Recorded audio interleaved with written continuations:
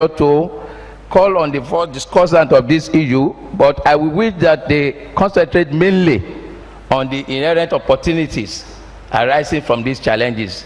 We assume that most of us say, if for nothing, there is no debate about it again, that climate change is real. If you do not know today, you know the kind of climate, the temperature that you go through, the heat in our environment. You know today the unpredictability of the weather.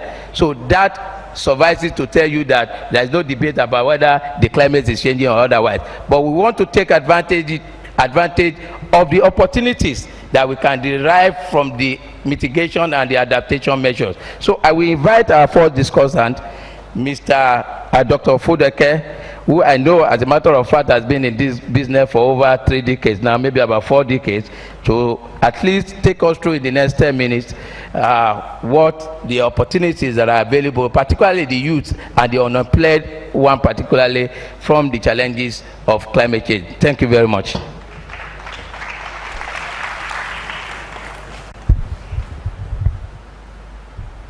Distinguished Excellencies,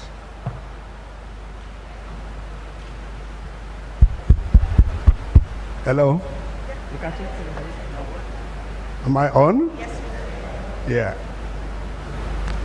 I want to say that it's a great opportunity and privilege to be here on this special occasion. And with all due respect to the royal fathers and all the protocols that are involved, because I only have 10 minutes, I want to first of all say that 2 days ago, when I was asked on the NTA as to the problems of climate change, I want to state here that in solving this crisis, you need to have a leadership. And there has not been any time in the history of this country that we have got this fact well stated, that water cannot rise above its level. Those of us who were present in Paris at that agreement, it's an agreement that is an end to the trajectory of powering our system with fossil fuel, to now use a low carbon system there. At that occasion, the whole world recognized and stood by Nigeria because of our president. It deserves a round of applause for what he did. 195, about over 170 countries, heads of state, really stood by us in looking at the issue and the negative aspect of climate change, especially with the Lake Chad and the aspect of desert encroachment. Next to what is the level of the water that cannot rise above its level, the second layer is the Minister for Environment.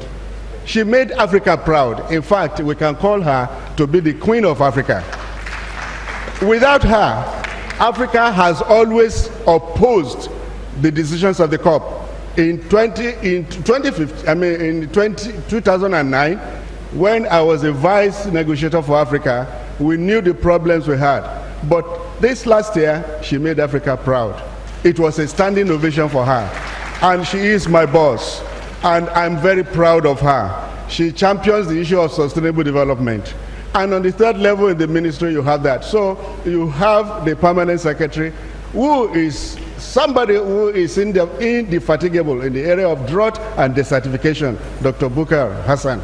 These are people, and the person who heads climate change is very vast. He has just been appointed as the vice chair for adaptation for UNFCCC. So Nigeria has got it right. We can lead Africa.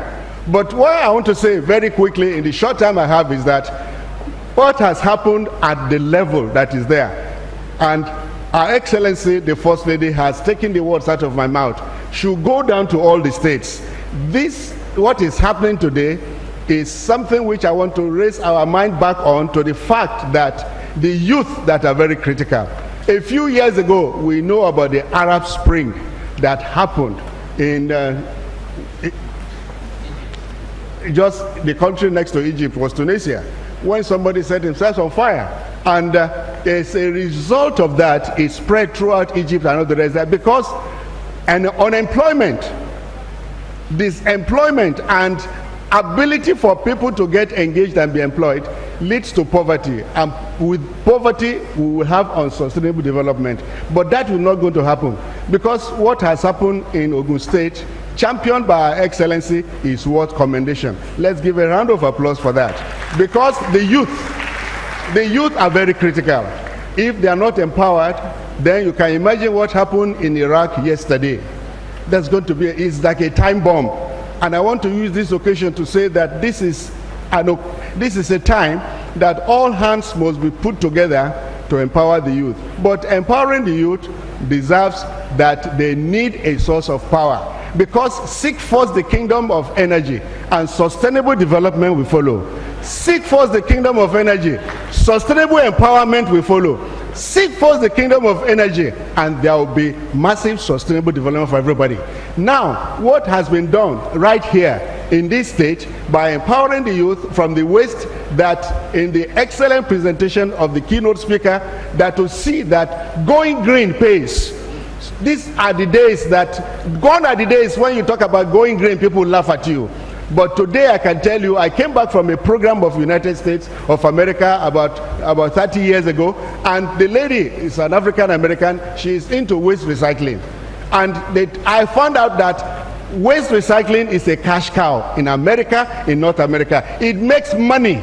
It puts money in your pocket, and as a result of that, sometime last year, the United States Embassy in Nigeria, when we were celebrating the Earth Day, and they decided to release some funds to create the first green champions.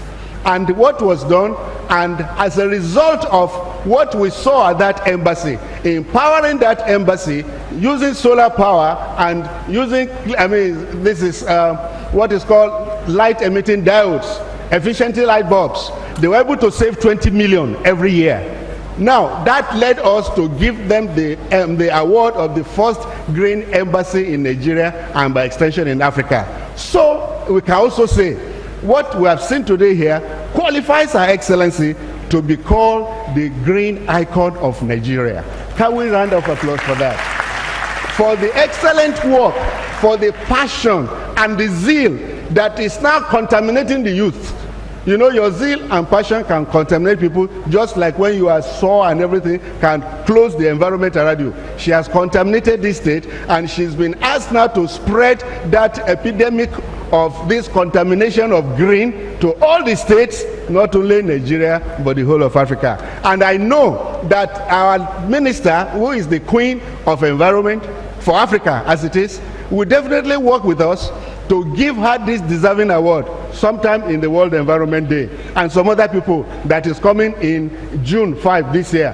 And to go back to what has been done right here, planting of trees is the theme of the Earth Day this year, and the theme says that we domesticated the fact that every Nigerian should plant a tree a year. We started with the schools. For the example of what is happening here, students will plant trees on their birthdays, but they are going to plant trees that earn them money. Fruit trees, set up orchards, and they celebrate it on their birthday. The example of Ogun State is what we want to follow. So that is precisely what we find out, that talking about going green, we need to bring it down to empowering the youth. We are looking towards a possibility of solarizing kiosks.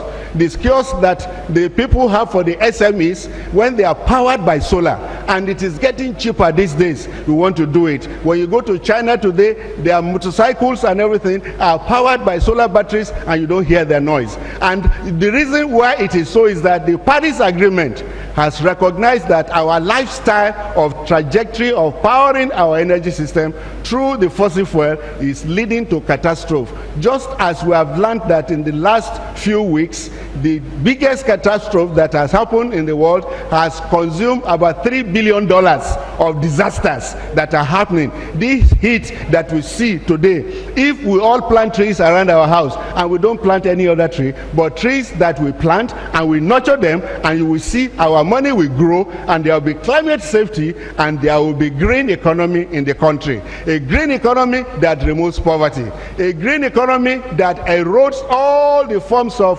socio-economic problems we are thinking of. The opportunities in going green are so great. Some of the green champions in Abuja right now, they are taking from the waste stream aluminium, alu wealth, they say it. The other one is using biogas to save the forest, to clean up the environment, and you have compost for smart agri too. Other ones are removing plastics, and they are getting money, they are getting paid. One young man who came from US